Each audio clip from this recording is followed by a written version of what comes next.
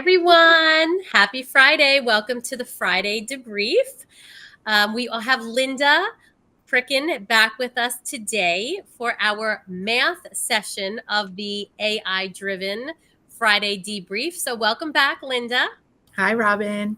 Hi, we did some great math work this week, and I just wanted to jump on to share with everybody. We've been talking a lot about ELA in the recent videos, but today I want to talk about what we did with math and how successful it was, just in case anybody wants to also try it in their classrooms as well. So again, me and Linda teach third grade, and we used some AI generated tools and AI feedback with our data and our students to create success this week in their classroom. So just to give you a little bit of a recap, what we did this week was we gathered and analyzed students' work based on an open response that they had to do in a math problem. And we didn't just look at the math that they were doing. We also looked at the qualitative patterns that they were working towards and looking for things when they had to answer open responses like, did they restate a question? Did they use their math symbols? Did they include their reasoning of how to solve the problem? So we've been talking a lot about, using rubrics to score students' work. And I just wanted to let you know a great thing that we did, and I'm sharing my screen here, is that we put in the NJSLS standards for third grade for math, as well as the NJSLS standards for writing for our grade. And we came up with a rubric that we use to score the students' open-ended responses for their math work. And you can see there's an ELA alignment component as well as a math component. So really super cool that we can not only look at their quantitative reasoning, but now we also have a chance to kind of look at their qualitative reasoning and see where we can target instruction based on that. So first thing that we did was Linda took an open-ended question, and she took her class, went into another third grade classroom, so just two classes merging together to personalize instruction and use a targeted strategy group to look at the data from the Math Linkit benchmarks and come up with heterogeneous groups to personalize instruction based on that data and this rubric. So Linda, why don't you share with us what you did for that? Yeah. So what I started with was I ran the Linkit data from the students' Linkit math test that they took. I think it was in January or February, but it was just kind of taking a look at all of the standards thus far in third grade. And I took the two classes and ran that and then made heterogeneous grouping, kind of so there was students that would, benefit from working with each other.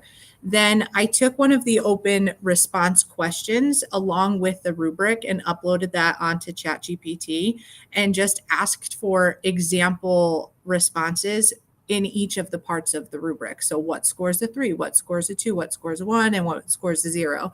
And with the students, we just looked at the responses that there were, because I think there's something positive for them to get out of before really doing it independently, seeing what the end goal is for them. What are they working toward, so that they can kind of get a grasp with that, especially the students that struggle a little bit more. At least they have an idea of examples that they could then put into their own. So we just kind of took a look at the responses and decided what is included in this in order to score a 3 or a 2 or a 1 or a 0.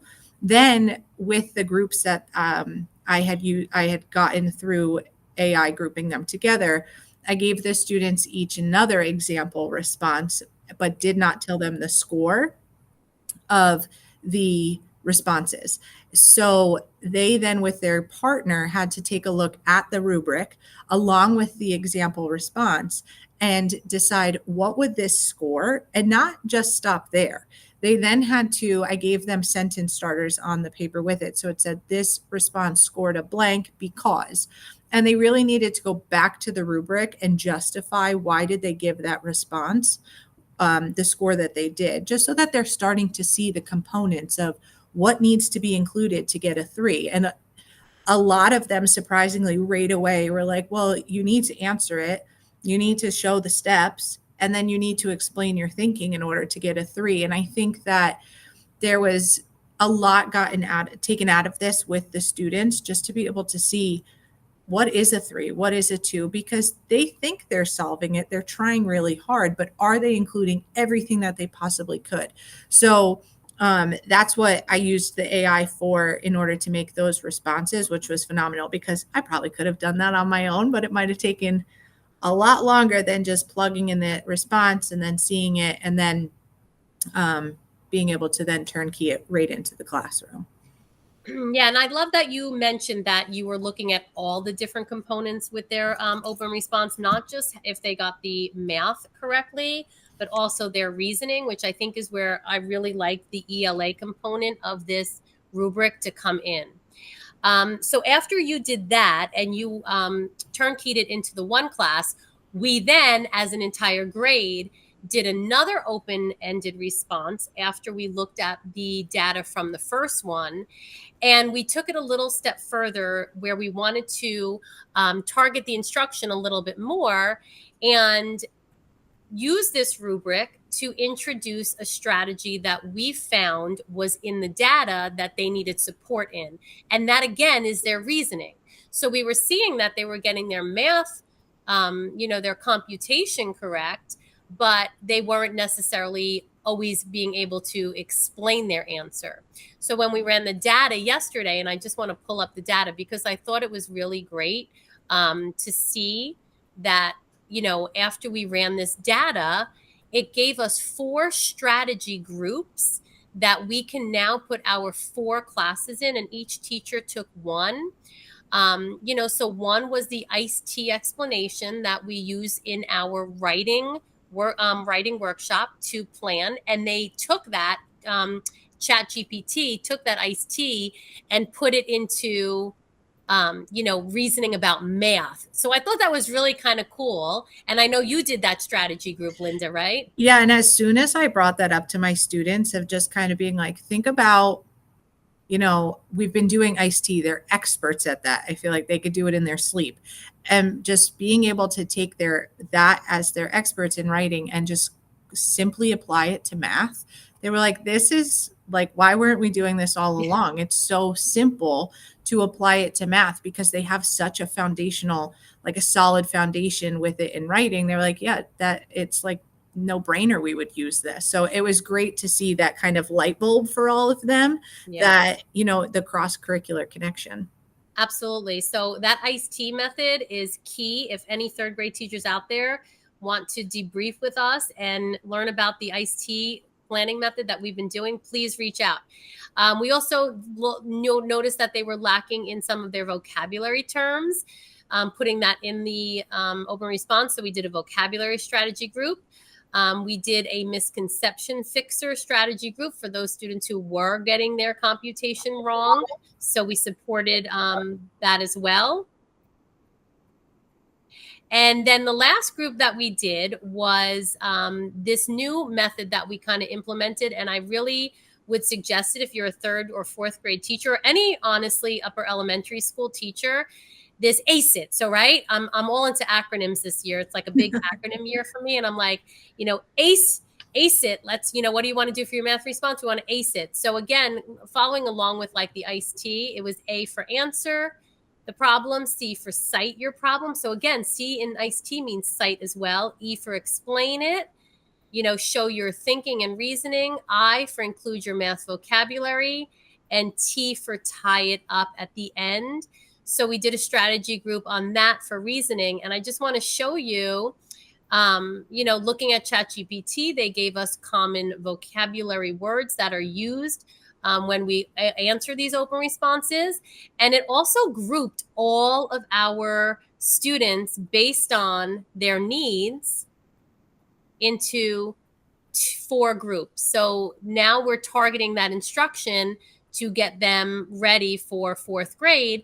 And we're basing that, on what they scored in the past and looking at that data. So that was really super cool. So we grouped them by their targeted needs. We broke them into 4 different groups. We taught and applied, these supports that we knew that they needed. We retaught them. We guided the students with either the ICE-T method or the ACE-IT method.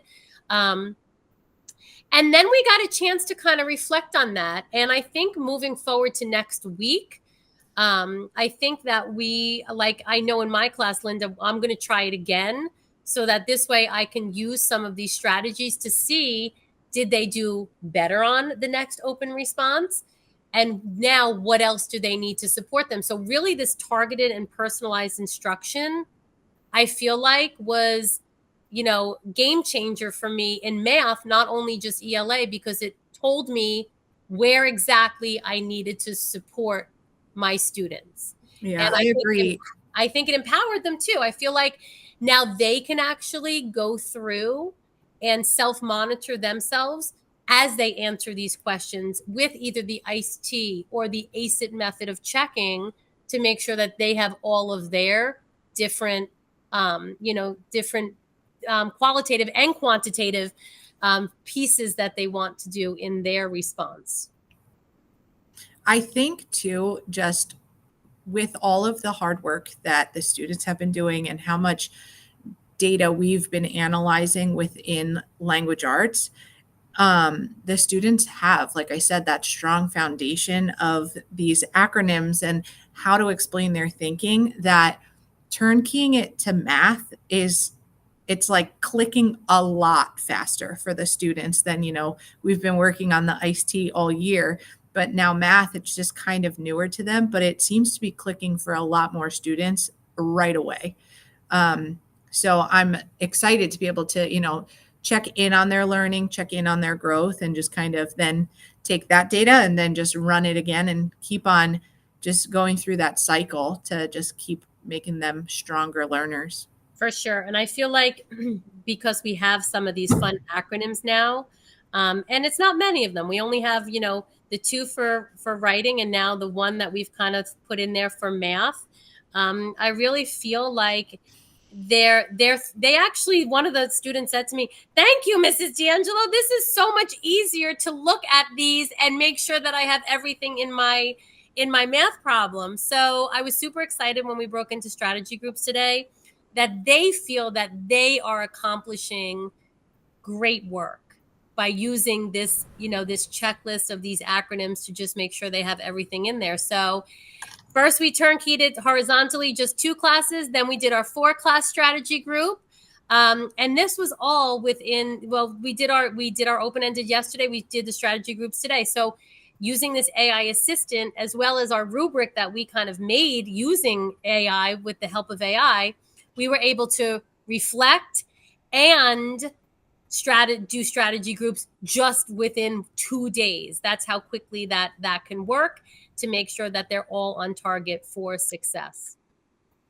It's been amazing. It is amazing. So now we don't only did it with ELA, we did it with math. That was our goal. Great work, Linda. You too, Robin. Thank you. And we're going to keep going. So anybody who wants to find out what the fun acronyms we used or what we're doing in ELA and math to really turnkey this targeted instruction, definitely like and subscribe and reach out to us, and we will be happy to share it with you. Have a great weekend, everyone. Bye, Robin. Bye.